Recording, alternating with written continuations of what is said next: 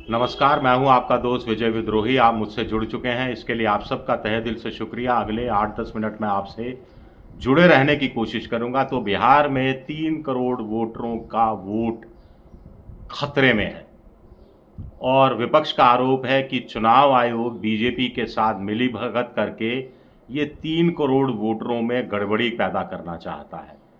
कहानी ये है कि चुनाव आयोग का कहना है कि 1 जनवरी 2003 के बाद जो भी वोटर बिहार में रजिस्टर्ड हुआ है उसको अपनी नागरिकता के पक्ष में प्रमाण पत्र देना पड़ेगा, दस्तावेज देना पड़ेगा। मज़ेदार बात है कि 1 जनवरी 2003 से जो पहले रजिस्टर्ड वोटर हैं उनमें से भी किसी की शिकायत हो गई तो उसको भी इसी तरह के कागज़ देने पड़ेंगे। 1 जनवरी 2003 यानी आज से 38 साल पहले का खेल।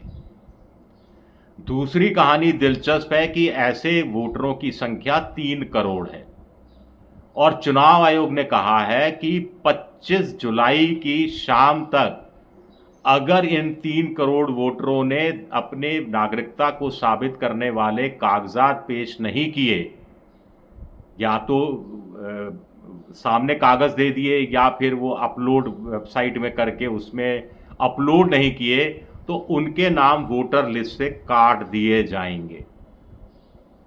1 अगस्त से लेकर 1 सितंबर के बीच में ये वोटर अपने नाम क्यों काटेंगे इसका विरोध भी दर्ज नहीं करा पाएंगे। 1 सितंबर के बाद ये अपना विरोध दर्ज करा पाएंगे और 30 सितंबर तक उस पर फैसला चुनाव आयोग कर देगा और अंतिम मतदाता सूची जारी कर देगा। 1 महीने में विरोध हो गया, उस पर इंसाफ मिलेगा नहीं मिलेगा, चुनाव आयोग का कोई जवाब आएगा, उससे वो असंतुष्ट होंगे तो डीएम के पास, डिस्ट्रिक्ट मजिस्ट्रेट के पास जा पाएंगे या चीफ इलेक्टोरल ऑफिसर के पास जा पाएंगे, नहीं जा पाएंगे, कुछ तय नहीं। अब मज़ेदार बात है कि चुनाव आयोग कहता है कि ऐसे 3 करोड़ जो वोटर हैं उनके पास बीएलओ, ब्लॉक लेवल ऑफिसर, कम से कम 3 बार कागज़ लेने जाएगा। कम से कम 3 बार वो फॉर्म लेकर जाएगा और उनसे फॉर्म भरवाएगा और नागरिकता के वो जो जन्म प्रमाण पत्र, जन्म तिथि, जन्म स्थान, खुद की, कुछ जगह माँ बाप दोनों की, कुछ जगह माँ और बाप में से किसी एक की, ये कागजात एकत्रित करेगा और अभी बीएलओ ट्रेनिंग करेंगे। अब ट्रेनिंग ख़त्म हो गई, चलिए अगर ख़त्म भी हो गई तो कुल मिलाकर, या मान लीजिए 30 जून को आज हो गई, अभी तो 1 महीना बचा है सिर्फ कुल मिलाकर, तो 30 दिन के अंदर 3 करोड़ लोगों का तक अप्रोच करना है। यानी एक दिन में 10 लाख लोगों को, एक बीएलओ को 10 लाख लोगों को अप्रोच करना है और 3 बार अप्रोच कर रहा है, यानी एक बीएलओ को 1 महीने में 30 लाख वोटरों को अप्रोच करना है। अगर वो रोबोट बनकर भी घूमेगा, हर जगह 1 सेकंड 2 सेकंड रहेगा, तब भी इस टारगेट को पूरा नहीं कर सकता। अब कितने बीएलओ लगाए गए हैं, कितने बीएलओ की ट्रेनिंग पूरी हो चुकी है, कितने बीएलओ की ट्रेनिंग बाकी है, कितने लोग वेबसाइट पर जाने की स्थिति में है, कितने लोग नहीं हैं, बारिश का सीज़न है, कितने लोग घर बाहर छोड़कर सुरक्षित जगहों पर पहुंच गए हैं, कुछ पता नहीं। कायदे से तो चुनाव आयोग को पहले एक पायलट प्रोजेक्ट बिहार के एक ज़िले में करना चाहिए था और वहाँ पर जो व्यवहारिक प्रॉब्लम्स आ रही उसकी जानकारी ली जानी चाहिए थी। 38 साल पहले जो पैदा हुआ ज़रूरी नहीं है उसके बाद बर्थ सर्टिफिकेट हो। 38 साल पहले जो पैदा हुआ ज़रूरी नहीं अस्पताल में पैदा हुआ हो। आज भी दाइयाँ बच्चे पैदा करती हैं, अस्पताल के बाहर बहुत सी डिलीवरी होती हैं, ऐसी डिलीवरी में बर्थ सर्टिफिकेट मिलता नहीं है।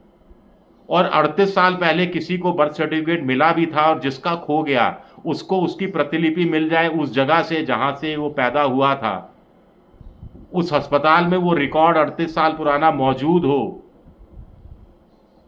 तय नहीं है, निश्चित नहीं है। तो आखिर ये खेल क्या है फिर? ये समझ से परे है।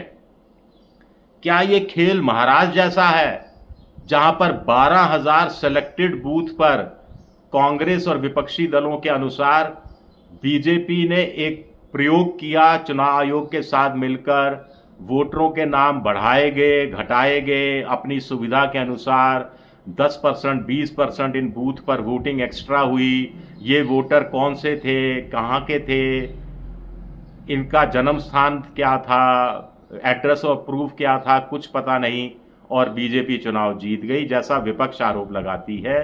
तो बिहार में भी क्या इन 3 करोड़ वोटरों में से जहां आरजेडी या कांग्रेस या वाम दल बहुत अच्छा कर रहे हैं, वहां महादलित, महापिछड़े, मुसलमान, गरीब, अति गरीब, बिहार में हर दूसरा आदमी तो बीपीएल में आता है, गरीब की श्रेणी में आता है, बिहार सरकार के आंकड़े बता चुके हैं।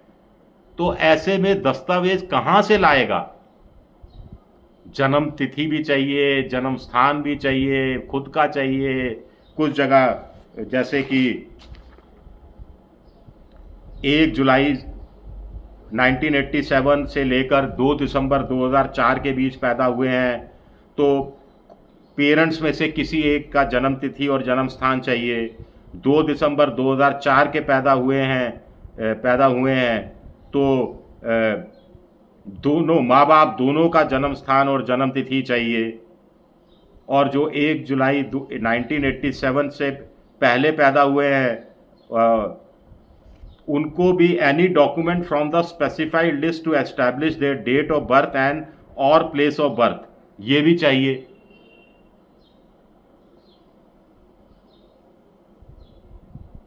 तो क्या ये एनपीआर की, नेशनल पॉपुलेशन रजिस्टर की तैयारी है? क्या ये NRC, national register for citizenship की तैयारी है? इसकी आड़ में कौन सा खेल बीजेपी खेलना चाह रही है?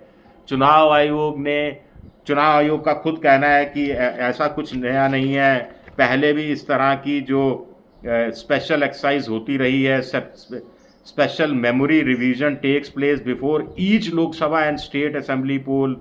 Intensive revisions has been carried out in 52, 56, 57, 61, 65, 66, 83, 84, 89, 92, 93, 95, 2002, 2003 और 2004 में ऐसा एक्सरसाइज पहले भी हो चुकी है, चुनाव आयोग का कहना है। लेकिन 2004 के बाद तो कोई एक्सरसाइज नहीं हुई।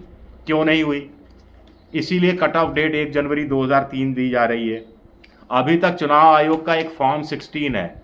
अगर आपको अपना नाम वोटर लिस्ट में रजिस्टर कराना है तो आपको चुनाव आयोग का फॉर्म 6 भरना है। 16 गलती से निकल गया, फॉर्म 6 भरना है। और ये क्या कहता है कि अभी तक कि आपको एक सिंपल डिक्लेरेशन दे देना है, घोषणा कर देनी है, सिंपल डिक्लेरेशन कागज़ पे लिख कर दे देना है कि वो सिटीज़न है, कि वो नागरिक हैं, और कोई डॉक्यूमेंट नहीं देना इस फैक्ट को प्रूव करने के लिए। अब जो बिहार में एक्सरसाइज हो रही है, चुनाव आयोग ने नया डिक्लेरेशन फॉर्म सामने लाया है जिसमें प्रूफ ऑफ सिटीजनशिप चाहिए होगी। अब कहीं ऐसा तो नहीं असम जैसी स्थिति ना हो जाए। असम में जब एनआरसी करानी चाहिए तो बड़ी मज़ेदार बात हुई। जो लोग गलत डॉक्यूमेंट्स के साथ इलीगल तरीके से बांग्लादेश से आए थे, उन्होंने तो अपने डॉक्यूमेंट बना लिए और वो नागरिक हो गए। और जो असम का मूल नागरिक था, जिसका डॉक्यूमेंट खो गया या जिसने डॉक्यूमेंट की परवाह नहीं की, वो फंस गया। और ऐसे 16-17 लाख लोग फंस गए। बीजेपी को लगा ज़्यादातर मुसलमान होंगे तो निकाल फेंकेंगे या वोटर लिस्ट से नाम काट देंगे और आसानी से चुनाव जीत जाएंगे। गले में फांस तब फंस गई जब पता लगा उसमें 12-13 लाख हिंदू हैं। मजे की बात थी कि एक सैनिक जो करगिल की लड़ाई में लड़ा, जो 15-20 साल सेना में रहा, सेना नौकरी पर रखा, सेना तनख्वाह देती रही, उसकी नागरिकता संदिग्ध हो गई क्योंकि कागज पूरे नहीं थे। तो ये बड़ी गजब बात हो रही है। और देखिए, चुनाव आयोग को पारदर्शिता बरतनी चाहिए।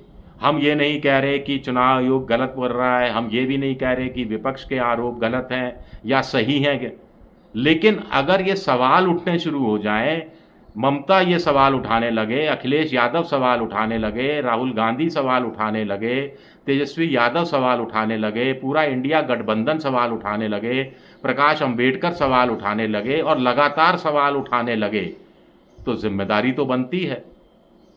क्रेडिबिलिटी किसकी खराब होगी?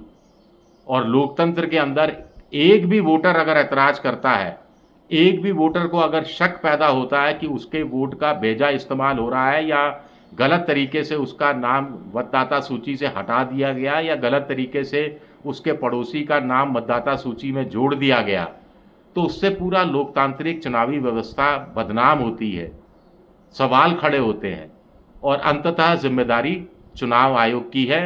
और चुनाव आयोग पर बहुत बड़ी जिम्मेदारी है कि वो खुलकर इन सारे सवालों के जवाब दे। विपक्ष के बाद सुप्रीम कोर्ट में जाने का दरवाज़ा खुला है, देखते हैं वो इस विकल्प का इस्तेमाल करता है या नहीं करता है। शुक्रिया मेरा ये वीडियो देखने के लिए। पसंद आए तो लाइक कीजिए, सब्सक्राइब कीजिए, शेयर कीजिए। आप मेंबरशिप ड्राइव में भी जा सकते हैं, मेरी आर्थिक मदद की भी कोशिश कर सकते हैं। शुक्रिया, बहुत बहुत शुक्रिया।